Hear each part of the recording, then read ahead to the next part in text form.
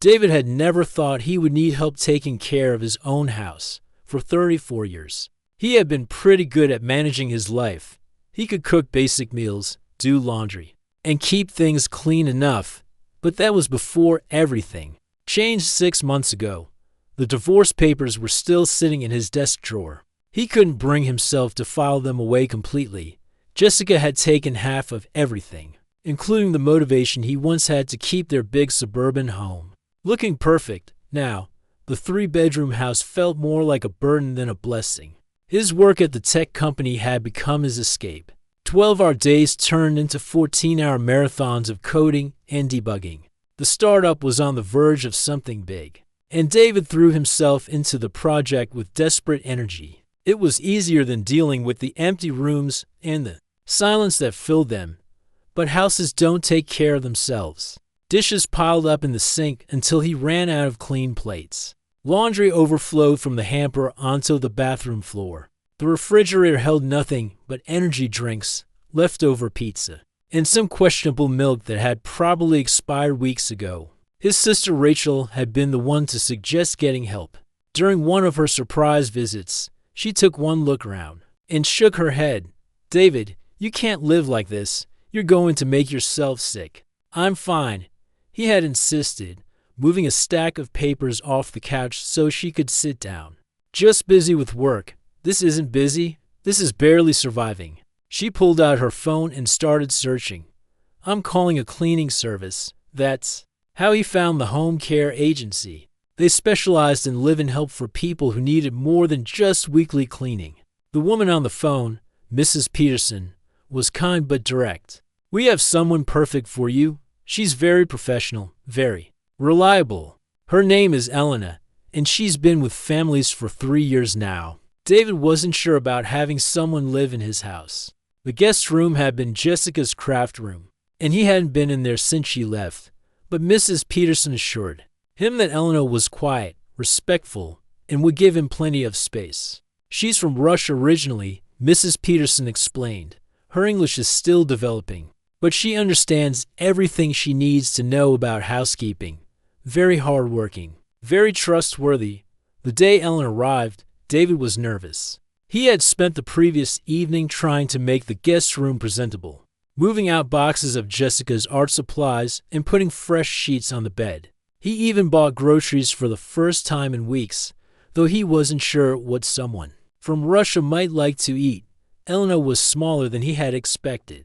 She stood at his front door with a single suitcase and a quiet dignity that immediately put him at ease. She was probably in her late 20s, with dark hair pulled back neatly, and serious brown eyes that seemed to take in everything around her. "Good morning, Mr. David," she said carefully, her accent thick but her words clear. "I'm Elena. I'm here to help." Her handshake was firm, and she looked him directly in the eyes when she spoke. There was something reassuring about her presence, like she had everything under control even though she was the one entering his chaotic life. David showed her around the house, apologizing for the mess as they went. Elena nodded politely, but didn't seem shocked by the state of things. She asked practical questions about the washer and dryer, the cleaning supplies, and where he kept important things like the thermostat and circuit breaker. "I work from home most days," David explained as they stood in his home office. Papers covered every surface, and empty coffee cups created small rings on his desk. "I'll try to stay out of your way." "No problem," Eleanor replied. "I clean quiet. You work." She was true to her word. Within hours of moving in, Eleanor had transformed the chaos into order. She moved through the house like she had a mental map of everything that needed to be done. The dishes disappeared from the sink, clean laundry appeared folded on his bed, and the refrigerator was suddenly stocked with fresh food. But what surprised David most was how invisible she made herself during his work hours. He would get lost in his coding, and when he finally looked up, he would notice that his coffee cup had been refilled, or that lunch had appeared on the table beside his computer. She seemed to anticipate his needs without ever interrupting his concentration. In the evenings, Eleanor would prepare simple but delicious meals. She didn't ask what he wanted to eat. She just made food that was somehow exactly what he needed. hearty soups on cold days, light salads when the weather was warm, and always fresh bread that filled the house with the most amazing smell. Their conversations were limited but pleasant. Elena's English was basic, but she was clearly intelligent and observant. She would nod when he talked about his work, ask simple questions about his preferences for household things, and always said good morning and good night with genuine warmth. David found himself looking forward to these small interactions. After months of living alone with only his own thoughts for company, even brief exchanges about dinner plans, or the weather felt like a gift, what he didn't realize was that Elena was studying him just as carefully as she was learning the routines of his house. She noticed that he stayed up till late staring at his computer screen. She saw how he rubbed his temples when he thought no one was looking. She watched him skip meals and live on caffeine and stress. Elena had worked for other families before, and she had developed an eye for the signs that people showed when they were pushing themselves too hard. David reminded her of her previous employer, a businessman who had ended up in the hospital because he ignored what his body was trying to tell him. But Elena also recognized that David was different from her previous employers. He treated her with respect, never made demands, and always said please and thank you when she accidentally broke a coffee mug during her first week. He had smiled and told her not to worry about it. "I have too many mugs anyway," he had said. She could see that underneath his workaholic habits and his obvious sadness about something in his past, David was a good person who had simply lost his way. Elena had a gift for taking care of people, and something about David made her want to do more than just keep his house clean. As the weeks passed, Elena began to pay closer attention to David's health and habits.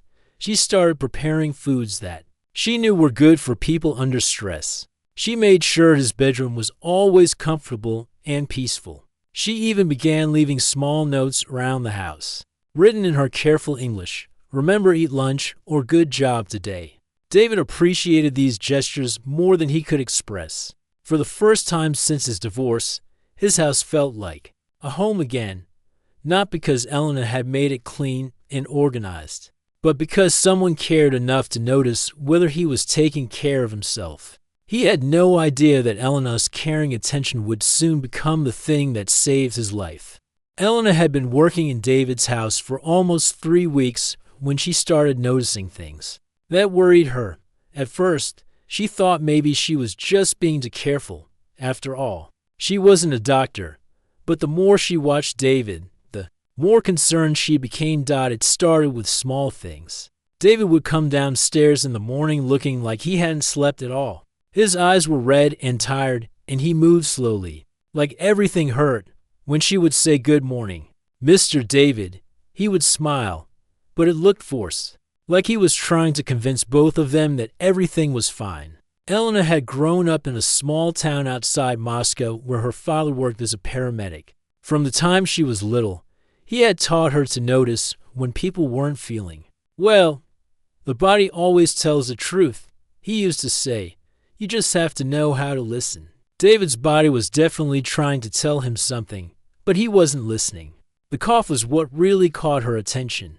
It had started as just a small thing, maybe once or twice during the day. But by the second week, David was coughing throughout the morning, and it sounded deep and rough. When she would bring him his coffee, she could hear him from the hallway, trying to clear his throat over and over. "You okay, Mr. David?" she had asked one morning, setting his cup down next to his computer. David looked up from his screen, his eyes watery from coughing. "Oh, it's nothing. Just stress from work. Big project deadline coming up."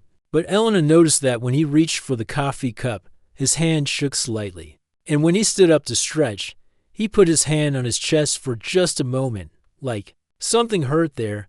Elena's grandmother had done the same thing before she got very sick. The memory made Elena feel cold inside. She started paying even more attention to David's daily habits. What she saw made her worry increase every day. David was living on maybe 3 hours of sleep each night. She could hear him moving around in his office until 2 or 3 in the morning, and then his alarm would go off at 6. His eating was terrible too. Elena would prepare healthy breakfast meals, but David would just grab a granola bar and another cup of coffee on his way to his desk. The lunches she made would sit untouched until dinner time. Sometimes she would find them still sitting where she left them the next morning. Instead of real food, David survived on energy drinks and whatever fast food he could get delivered. Elena found the empty containers in his office trash can, pizza, boxes, burger wrappers, and at least 4 or 5 energy drink cans every single day. When she tried to talk to him about it, the language barrier made everything difficult. "Mr. David," she said one afternoon, pointing to the healthy soup she had made. "This good for you. Energy drink." She shook her head and made a face like something tasted bad. David laughed, but not in a mean way. "I know, Elena, you're right. I just need to get through this project, and then I'll eat better. I promise." But Elena could see that David had been making himself the same promise for a long time, and it wasn't happening. The really scary part was what happened when David had to go upstairs. Elena would be cleaning in the living room, and she would hear David's footsteps on the stairs. But halfway up, he would always stop. She could hear him breathing hard, like he had just run a long distance. Sometimes he would cough, and sometimes she could hear him sit down on the steps for a minute before continuing up. One morning, Elena was dusting in the hallway when David came out of his bedroom. His face looked gray, and there were dark circles under his eyes that made him look much older than 34. "Good morning, Elena," he said. But his voice sounded weak as he walked past her toward the stairs. Elena noticed something that made her heart race. David put his hand on the wall to steady himself, and for just a moment, his face twisted like he was in pain. He pressed his other hand against his chest and took a deep breath. "Mr. David?" Elena said quickly. "You, chest, hurt?" David looked at her with surprise, like he hadn't realized she was watching. No, I'm fine, just tired."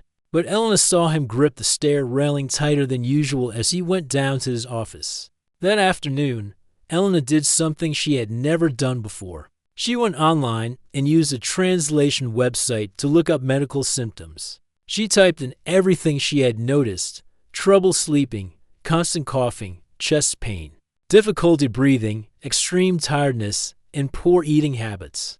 The search results made her feel sick with worry. All of the websites mentioned the same: scary possibilities, heart problems, high blood pressure, stress-related illnesses that could be very dangerous. Elena thought about her grandmother again.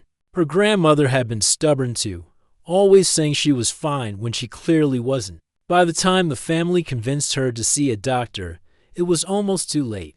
Elena knew she had to do something, but she didn't know what. Her English wasn't good enough to explain everything she was worried about, and David seemed determined to ignore what was happening to his body. She started leaving little notes around the house, hoping maybe written words would work better than spoken ones. She would put them where David would find them, next to his computer, on his bathroom mirror. "By the coffee maker. Please eat good food today," one note said. "Sleep important for health," said another. "Doctor visit good idea," she wrote on a piece of paper she left with his morning coffee. David would find the notes and smile at them, but Elena could tell he thought she was just being overly concerned. He would pat her shoulder and say, "Thank you, Elena. You take good care of me." But taking care of him wasn't enough anymore. Elena could see that David was getting worse, not better. The breaking point came on a Sunday evening. Elena was in the kitchen preparing dinner when she heard a strange sound from David's office. It was like someone trying to catch their breath but not being able to. She rushed to the office and found David sitting at his desk, one hand on his chest, breathing in short, quick gasps. His face was pale and sweaty. "Mr. David," Elena said. Rushing to his side, David looked up at her, and for the first time since she had started working for him, she saw fear in his eyes. Real fear. "I'm okay," he whispered, but his voice was shaky. "Just need a minute." Elena knelt beside his chair, her heart pounding. This was exactly how her grandmother had looked during her first heart episode.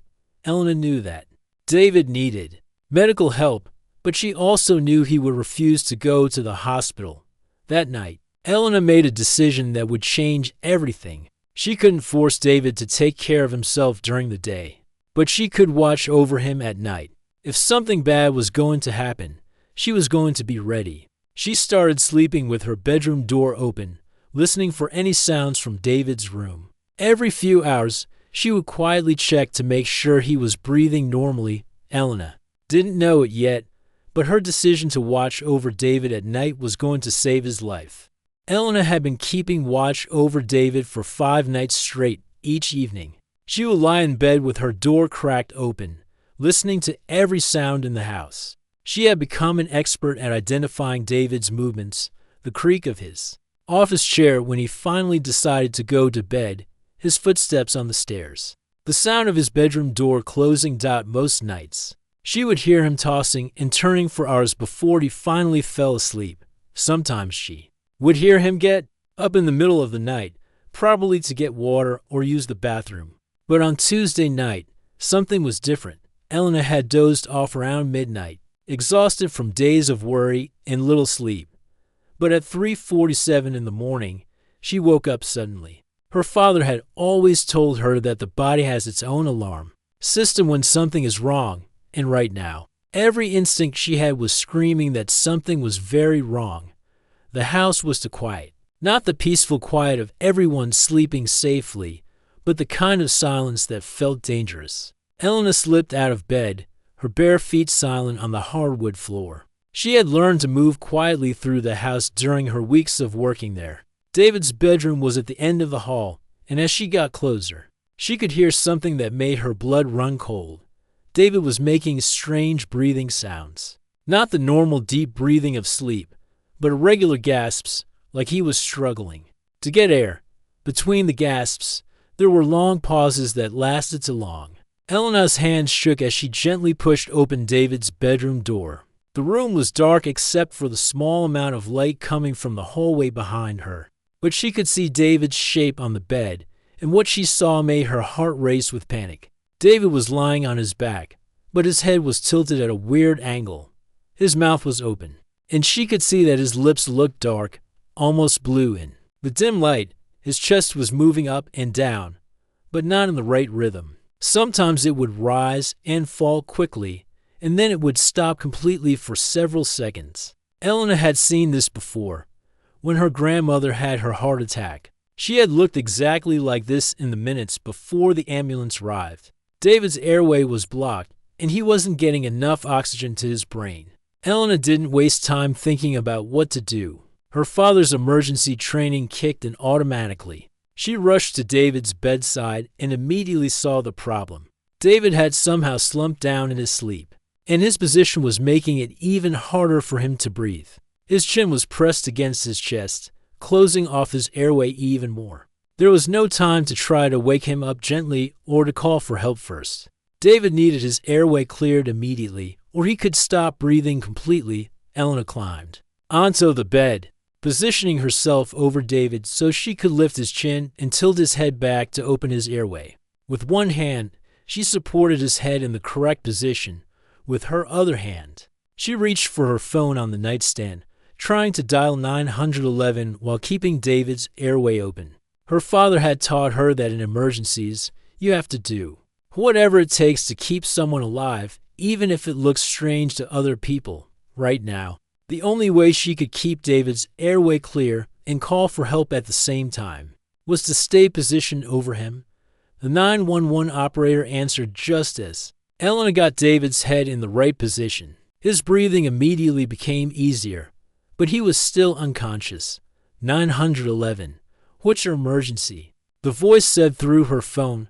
Please help, Elena said, speaking as clearly as she could despite her accent and her panic. My employer. He cannot breathe good.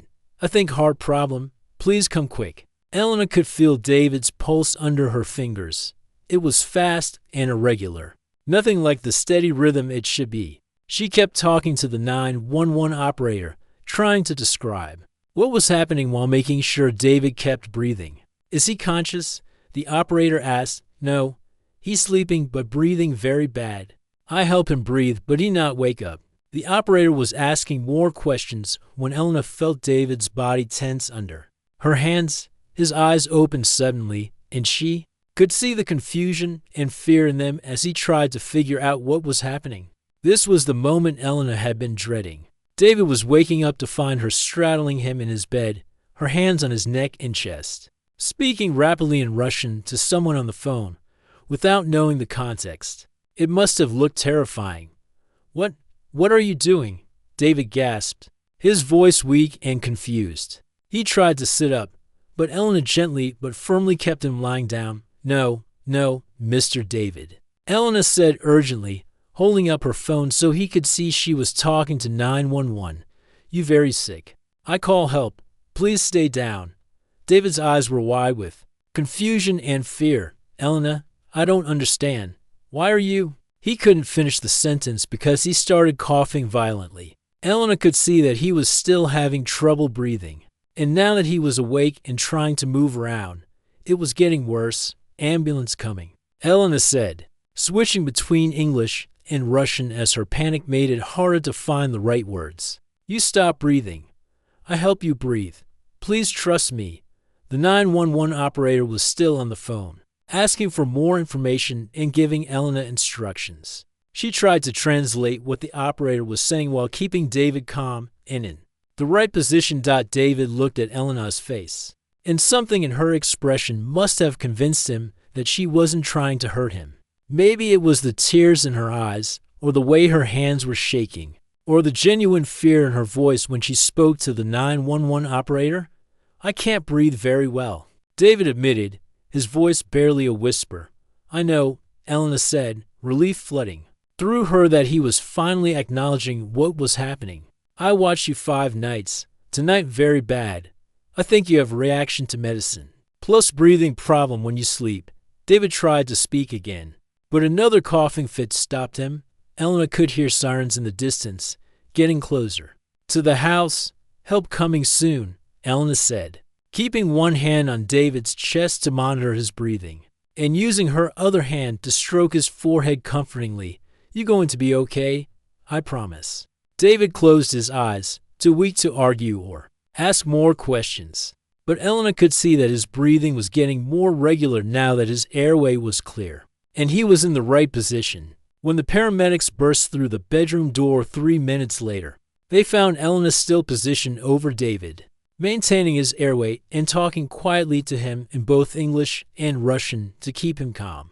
"Good job," the lead paramedic said to Elena as his team took over David's care. "You probably saved his life," as they loaded David onto a stretcher and prepared to take him to the hospital. He reached out and grabbed Elena's hand. "Come with me," he whispered. "Please." Elena squeezed his hand and nodded. She had watched over him this long. She wasn't going to stop now. In the ambulance, as David drifted in and out of consciousness, Elena finally had time to think about what had just happened. She had been so focused on saving his life that she hadn't considered how strange the whole situation must have looked. David had woken up to find his housekeeper on top of him in the middle of the night, without knowing the medical emergency that was happening.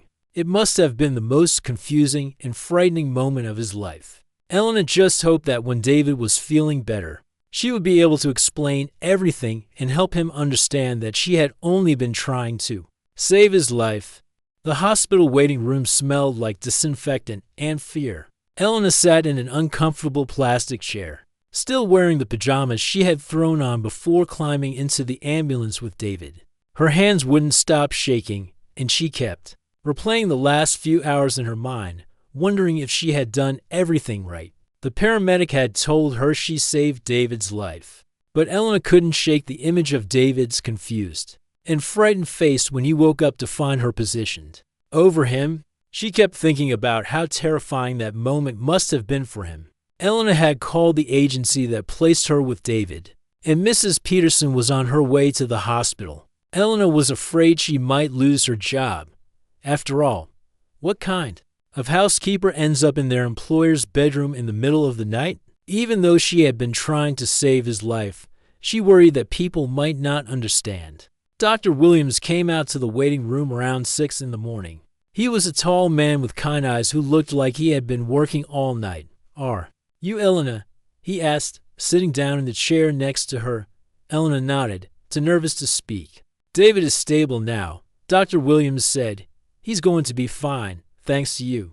Do you mind if I ask you a few questions about what happened?" Elena nodded again, grateful that the doctor spoke slowly and clearly. "David told us you've been watching him sleep for several nights. Can you tell me why?" Elena took a deep breath and tried to organize her thoughts in English. He's sick for many days. Cough, tired, chest hurt. I see same signs in my grandmother. Before she have heart attack, I very worried." Dr. Williams listened carefully as Elena explained everything she had noticed about David's health over the past few weeks. She told him about David's poor eating habits, his lack of sleep, the way he held his chest, and how he had trouble breathing when he walked upstairs. "You have very good observation skills," Dr. Williams said when Elena finished everything. "You noticed were warning signs that David was having serious health problems." The doctor explained that David had suffered what's called a severe allergic reaction to a new blood pressure medication he had started taking 2 weeks earlier. The medication, combined with sleep apnea that David didn't even know he had, caused his airway to close during sleep. If you hadn't been there to clear his airway and call 911, David might not have survived the night, Dr. Williams said seriously. "Your quick thinking and medical knowledge saved his life." Elena felt tears starting in her eyes. "My father paramedic in Russia. He teach me help people when emergency." "Well, your father taught you very well." Dr. Williams smiled. "David wants to see you. He's been asking for you since he woke up." Elena walked into David's hospital room feeling nervous and unsure. David was sitting up in bed, connected to several monitors, but he looked much better than he had in weeks. His color was back to normal, and his eyes were clear and alert. "Elena," David said as soon as he saw her. "Please, come sit down." Elena approached the bed carefully, still worried about how David felt about everything that had happened. "I owe you an apology," David said quietly, "and probably my life." Elena looked confused. "You apologize? Why?"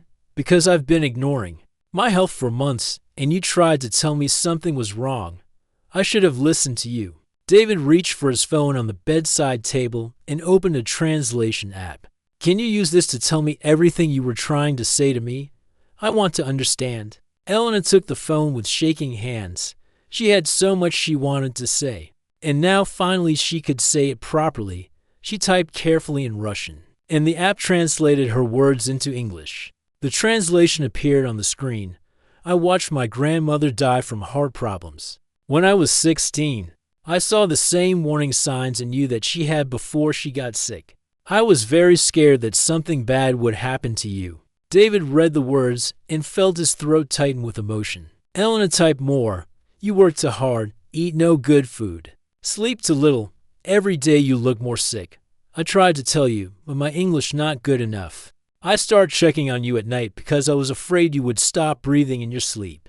David looked up at Elena, seeing her clearly for the first time since she had started working for him. This woman, who barely knew him, had been protecting him like family. Elena continued typing. "When I hear you making bad breathing sounds, I know it was emergency. My father taught me how to help when someone cannot breathe. I was only trying to save your life. I'm sorry if I scare you." David set the phone down and looked directly at Elena. "You don't need to apologize for anything. You saved my life, and I've been too wrapped up in my own problems to even notice that you cared." Elena wiped tears from her eyes. "You not angry with me? Angry?" David shook his head. "Elena, I'm grateful. More grateful than I know how to say." Dr. Williams came back into the room to check on David's progress. "I see you two are talking. Good." "David, I've been thinking about Elena's background. She mentioned her father is a paramedic." Elena nodded. "In Russia, yes. What kind of work do you do in Russia?" Dr. Williams asked. Elena looked uncomfortable. "I'm nurse in Moscow. But here, my Russian certification not count. I work as housekeeper to support family back home while I study for American nursing tests." David stared at Elena in surprise. "You're a nurse," was nurse, Elena corrected. Here I just housekeeper. Dr. Williams smiled. That explains your excellent medical instincts. Elena, have you been studying for the NCLEX exam? Elena nodded.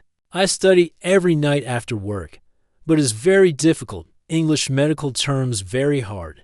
David felt a wave of respect and admiration for Elena wash over him. She was a trained medical professional who had been working as his housekeeper, and she had been studying to rebuild her career every night after taking care of his house all day. Elena, David said quietly, why didn't you tell me you were a nurse? Elena shrugged. You hire housekeeper, not nurse.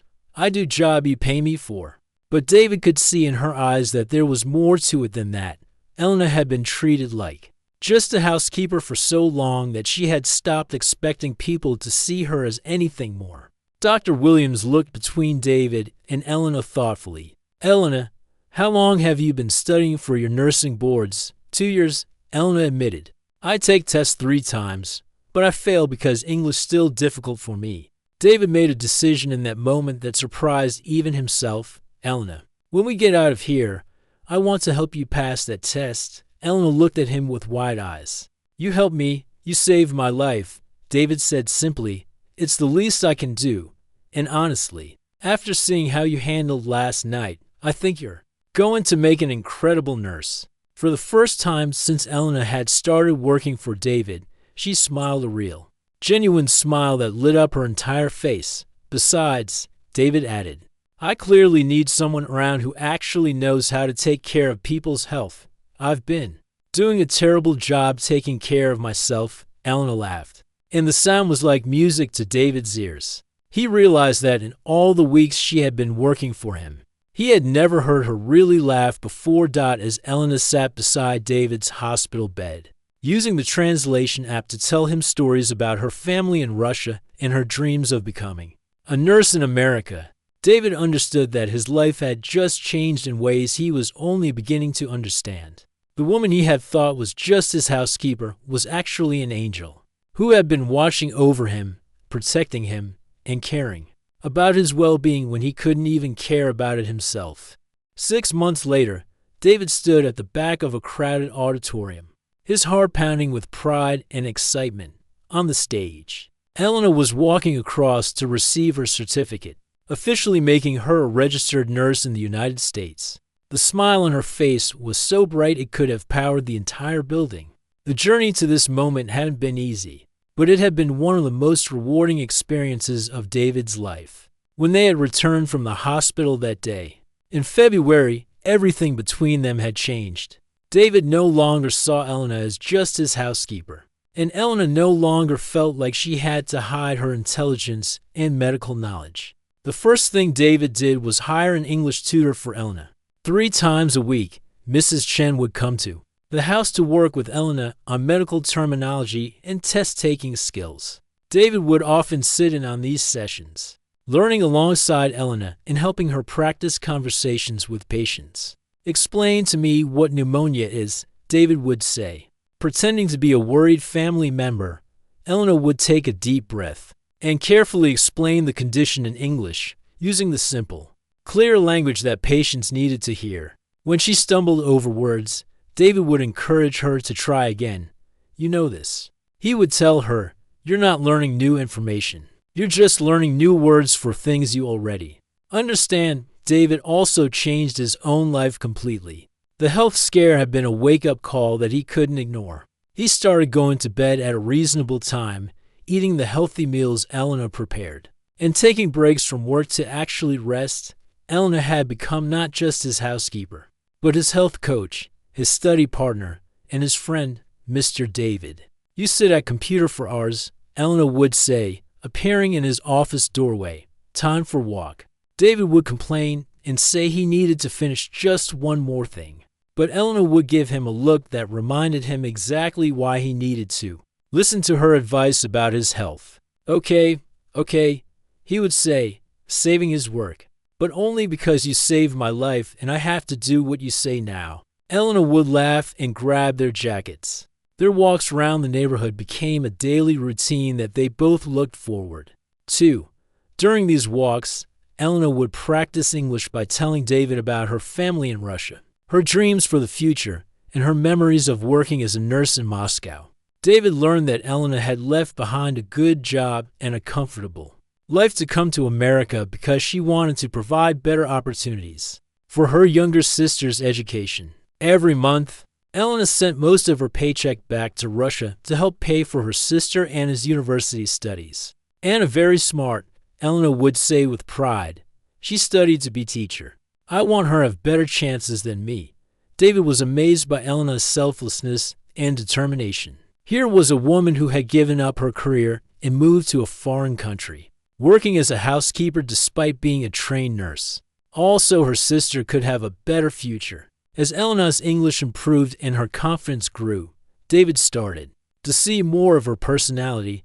She was funny, with a dry sense of humor that caught him off guard. She was incredibly smart, often understanding complex medical concepts that David had to look up online. And she was kind in ways that went far beyond just doing her job.